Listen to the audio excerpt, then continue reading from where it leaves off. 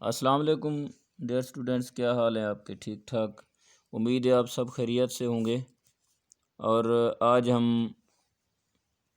अपनी text book का page 51 ये एक्सरसाइज हम कंप्लीट करेंगे।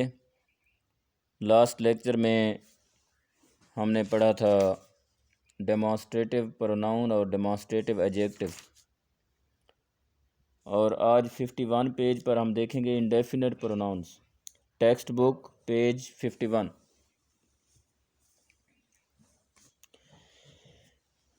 बेटे, इंडेफिनिट प्रोनाउन वो होते हैं जो किसी तादाद को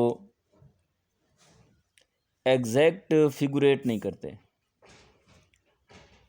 बल्कि कॉमनली ये यूज़ होता है, ये आम तौर पर एक तादाद की जानिब इशारा होता है। कहीं ये नहीं होगा कि इस तादाद में कोई ख़ास आदमी मेंशन हो जाए या किसी तादाद में किसी ख़ास ग्रुप को मेंशन कर दिया जाए। ऐसा कभी नहीं होगा, बल्कि इसमें कोई एक तमाम लोग, हर तरह के लोग, कुछ लोग, इस तरह का यहाँ पे इस्तेमाल होगा, यानी एनी वन, वन, समथिंग। अब यहाँ पहली लाइन है, वो कहते हैं consider the following sentences, one hardly knows what to do. यहाँ वन को अंडरलाइन करें, ये आपका इंडेफिनिट प्रोनाउन है। इसका मानी है one hardly knows what to do, कोई भी शख्स हो वो बमुश्किल जानता है कि आगे करना क्या है। दूसरा सेंटेंस है one does not like to say so but it is only true. यहाँ पे जो वन है ये भी इनडेफिनिट प्रोनाउन है। नेक्स्ट है one can not be too careful of one's good name. One और वंस इनडेफिनिट प्रोनाउन है, और वंस जो है ये वन का डिटर्मिनर है या पोजेसिव केस है।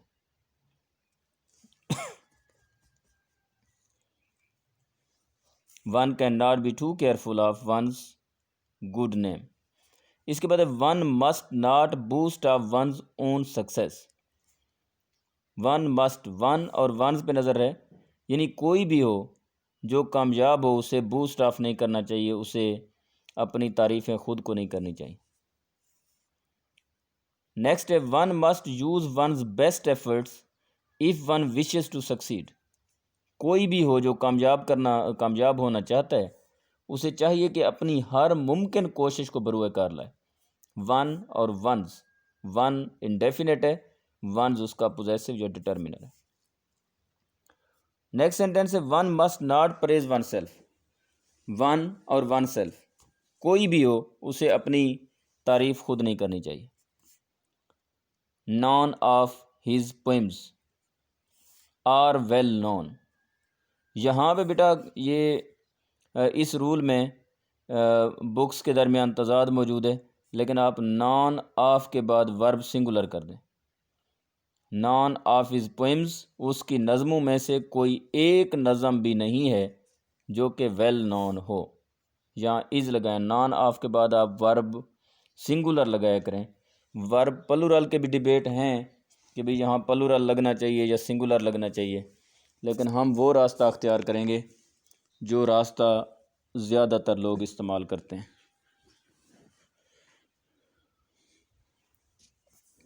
नेक्स्ट कहते हैं none is shortened form of not one yet it is commonly used with plural verb.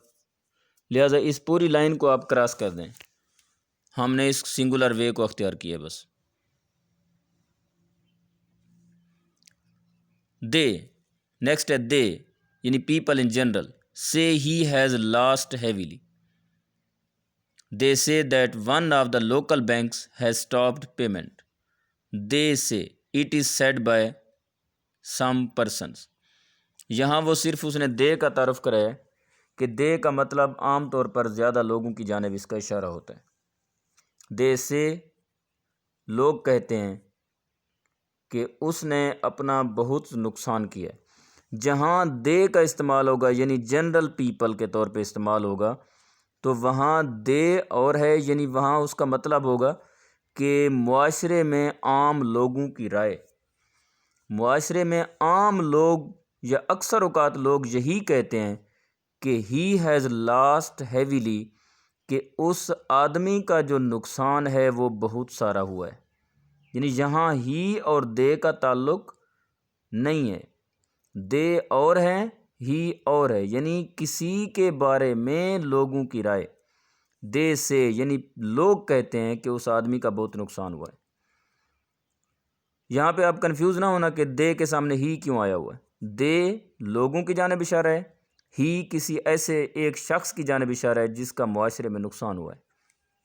Next है, they say that one of the local banks has stopped payment.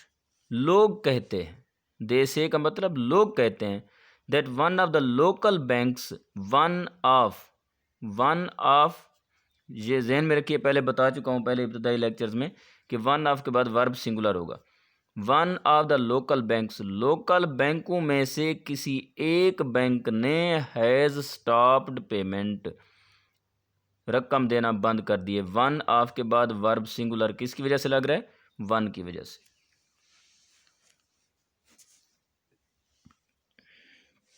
अब next आ जाए, all were drowned. ये all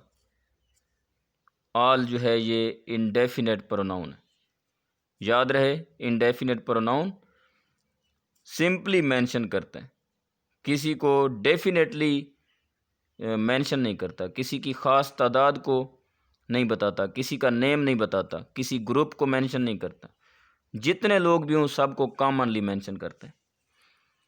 some are born great, सम कुछ लोग होते हैं जो पैदा ही अजीम होते हैं।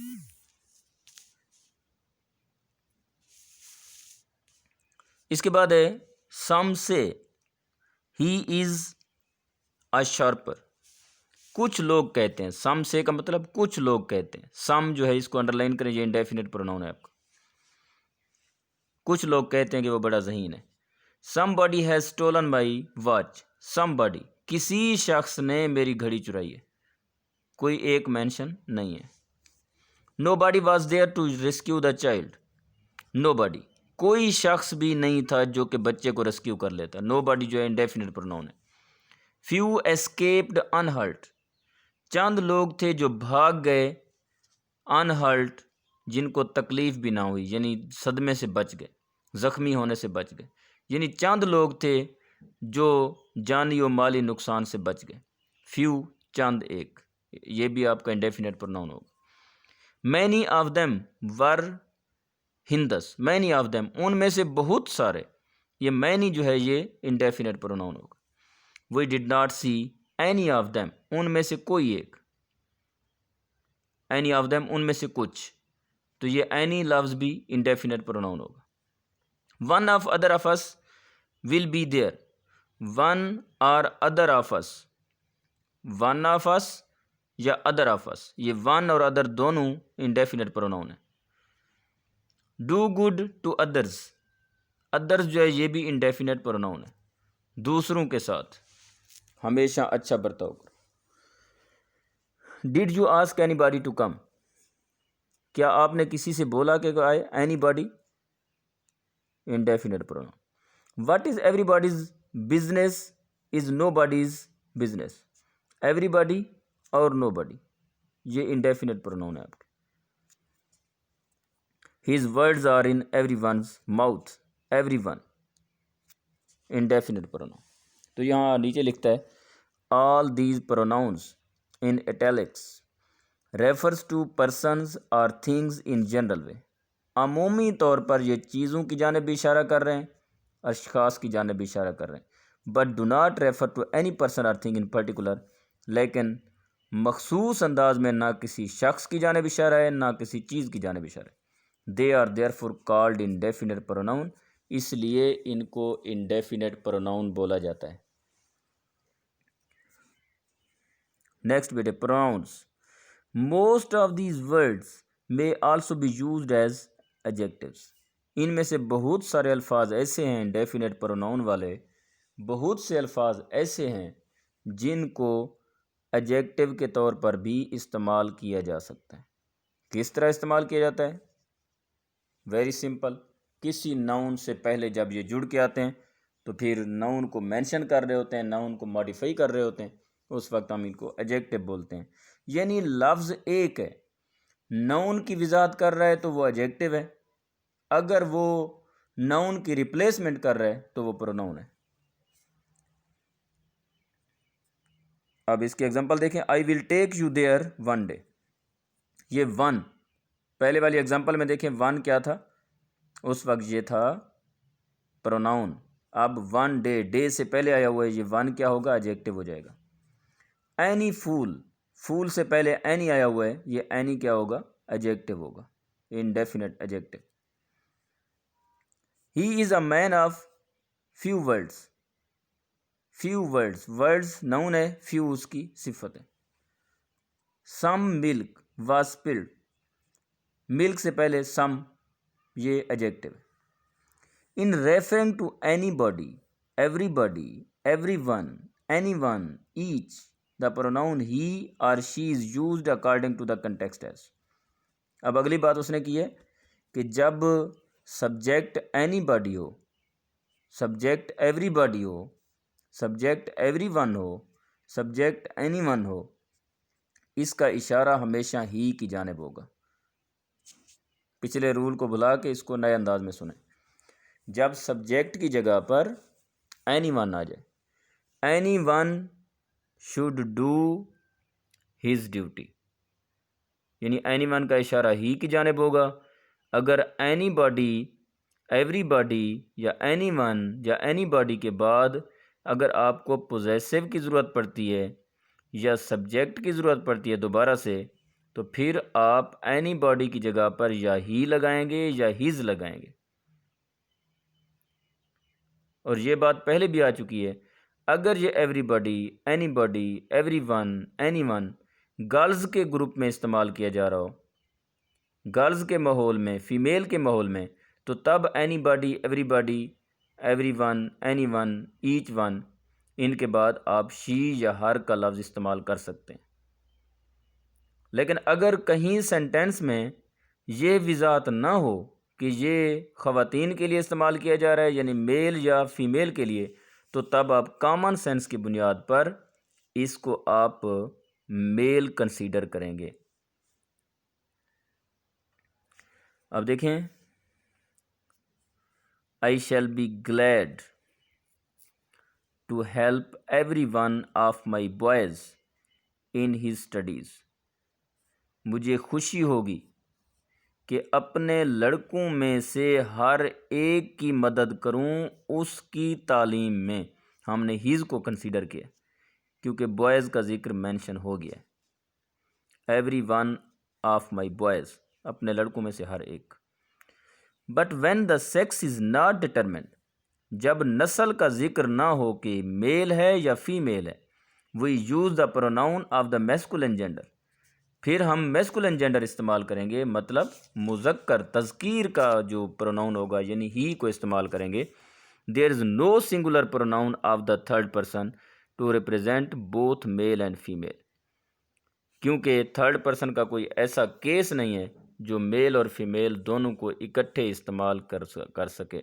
सिंगुलर केस ऐसा नहीं है मेल या फीमेल का जो दोनों के लिए कॉमन इस्तेमाल हो जाए। प्लुरल केस तो है जिसको दे हम कहते हैं, दे शी के लिए भी इस्तेमाल होता है, ही के लिए भी होता है, लेकिन ही और शी का कोई सिंगुलर ऐसा कॉमन केस नहीं है जो दोनों के लिए इस्तेमाल हो सकता हो।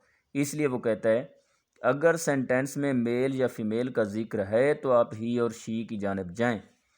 अगर मेल या फीमेल का कॉन्सेप्ट नहीं है तो फिर आप हर सूरत मैस्कुलिन जेंडर यानी ही या शी, ही या हिज का इस्तेमाल करेंगे। एग्जांपल देखें। Everyone likes to have his way, अगर यहाँ होता every one of the girls, फिर हम कहते likes to have her way. अब यहाँ पर मेल और फीमेल का कोई कंसेप्ट ही नहीं है, तो हम इसको कॉमन बेस पर, जिसको बादी उन नज़र कहते हैं, बादी उन नज़र में हम इसे मेल कंसीडर करेंगे।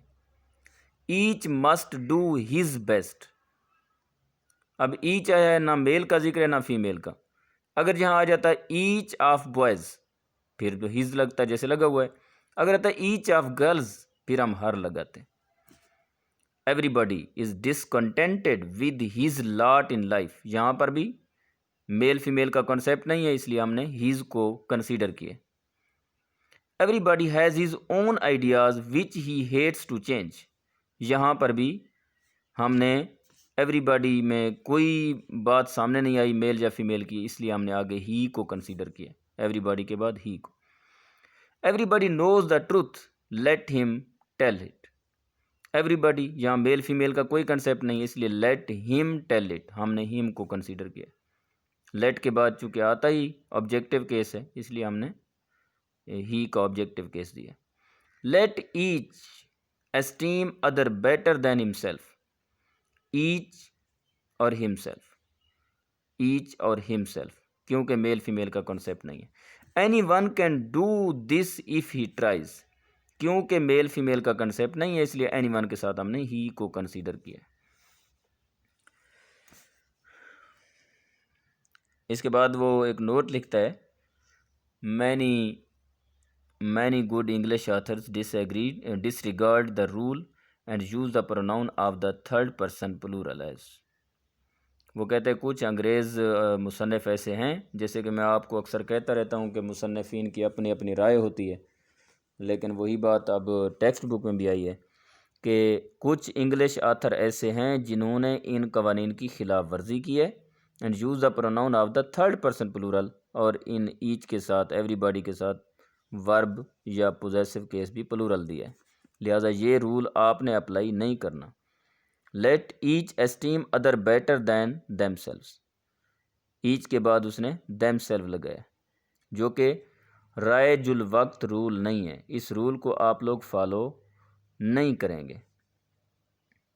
Everybody is discontented with their lot in life. Everybody और देयर ये स्पोकन या इनफॉर्मल इंग्लिश में तो चल जाता है, लेकिन फॉर्मल जो रिटन इंग्लिश आप कर रहे हैं इसमें ये चीज़ नहीं चलेगी। इस रूल को देख ज़रूर लें, लेकिन इसको फॉलो आपने नहीं करना। आपने क्या करना है, आपने ईच, एवरीबॉडी, एवरीबॉडी के साथ एनीबॉडी, समबॉडी, इनके साथ आपने सिंगुलर वर्ब और सिंगुलर पोजेसिव केस देना है। Everybody has their own ideas which they hate to change. अब वो जो मेन रूल है उसमें क्या है, everybody has his own ideas which he hates to change. लिहाजा ये तीनों फ़िक्रे पढ़ ज़रूर लें, लेकिन जो नोट लिखा हुआ है उसको सामने रखते हुए इन तीनों फ़िक्रों को आप किसी भी तरह से एंटरटेन या इसको फैसिलिटेट आपने नहीं करना, यानी इन पर कोई अमल नहीं करना है। अल्लाह आपका हामी व नासिर हो। ये आज हमने इंडेफिनिट प्रोनाउन पढ़ा, इसको सुने, क्वेश्चन क्रिएट हैं तो होते हैं तो वो मुझसे शेयर करें, और हर चीज़ को ऐसे देखें कि दोबारा शायद देखने का आपको मौका ही ना मिले। इस तरह हर चीज़ को साथ साथ तैयार करते रहें। याद रहें, जो काम करने को दिल करता है उस काम को अभी से करने लग जाएं। ये ना करें कि आज ये एक्सरसाइज है तो कल हम देख लेंगे, नहीं, जो करनी है तो आज ही करनी है। अल्लाह आपका हामी व नासिर हो। पाकिस्तान जिंदाबाद।